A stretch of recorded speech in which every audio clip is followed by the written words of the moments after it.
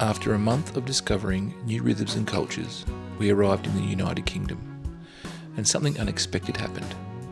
Everything felt familiar. The rolling green landscape reminded us so much of home in Tasmania. We came here to visit family, to connect with roots and stories that had always felt distant. But what we found was something deeper, a landscape and people that felt like an extension of home. Family connections can be unpredictable. I met Tessa, my cousin, about 35 years ago when I was a child and travelled to England with my family. After such a long time not seeing each other, I wondered if we'd have anything in common. There was an instant connection. It's like our kids had known her their whole lives. Tessa is a printmaker and she's recently built a studio in Rye.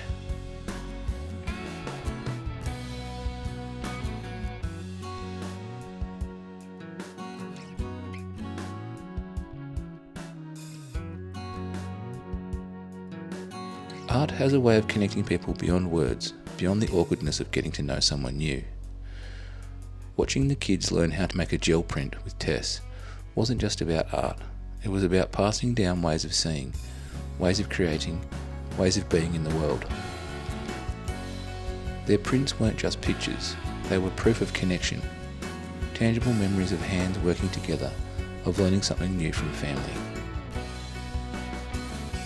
I made a short film with Tessa about her art practice, trying to capture not just what she creates, but how she sees the world around her. Her work is rooted in this landscape, in the textures and patterns and stories of this place that our family has always been connected to, even from thousands of miles away. I kind of live in the landscape for a little bit, for a lot of time, and then things just shift in my head, and it's about shapes. I don't want to just reproduce a kind of illustrative version of that, or a figurative version, you know. It's just all about the graphic shapes and the layering of colour and the layering of reflections and all sorts of things like that. Over the next few days, we wandered through ancient villages that could have been lifted straight from the pages of a storybook. Every corner, every stone cottage, every winding lane was stunningly beautiful. Daylight on the horizon, shining back at me, makes me think of my baby coming home to me. Down the riverside flowing, knowing she's still there. I can't see where she's going, but I hope it's here. Life ain't what it seems.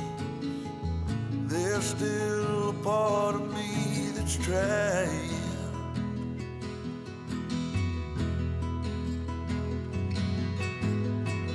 Come lay on my chest. You can find a little rest from hiding. In Rye, we climbed the ancient church tower. The kids racing up stone steps worn smooth by centuries of footsteps. From the top, we could see across the marshlands that our ancestors would have known. We explored ancient castles that dotted the landscape, the kids walking through doorways that had stood for nearly 1,000 years. Each castle felt like a playground built specifically for their imaginations.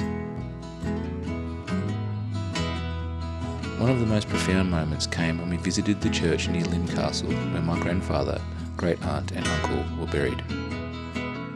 Standing there, reading names that connected us to this place, to these hills, to generations of stories we'd only heard in fragments, it wasn't a sad moment, it was grounding. Lynn Castle had recently been renovated, and exploring it with Tessa, Tash and the kids felt like walking through layers of time. Our family's time, England's time, the long story of people who'd called this landscape home. The kids climbed the same stones that had been climbed for centuries. The Saxons, the Romans, Tessa's family, and now my children.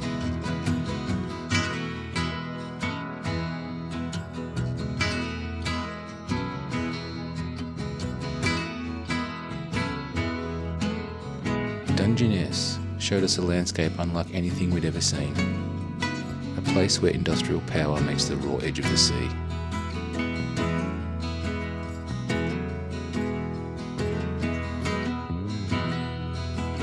The nuclear power station dominates the horizon here. A reminder that this ancient landscape continues to evolve, to serve new purposes in each generation. We climbed the lighthouse, the kids racing up the spiral stairs, each level revealing more of this strange, beautiful contradiction below us. From the top, the industrial environment spread out before us. Power lines, concrete, the geometry of modern energy production.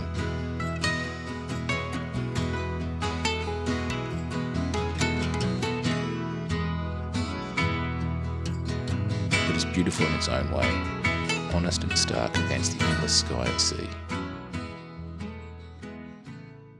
This was England showing us its other face. Industrial, uncompromising, shaped by centuries of adaptation and survival. In this landscape, the sky, the sea and the land blends together into one. Dancing on the beaches that stretched out towards the horizon, the kids were fascinated by how different it was. We came to England as visitors, but we left as family who had simply been away for a while. Our time in the UK reminded us that home isn't always about the place you were born. Sometimes it's about the people and the places that recognise something in you. Tasmania will always be our home, but now we know we have another home too, one with ancient stones and winding lanes and a cousin whose art captures the spirit of a place our family has always belonged to. The kids will carry these prints with them, but more than that, they'll carry the knowledge that family exists in unexpected places, that creativity runs in bloodlines, and that some connections transcend distance and time.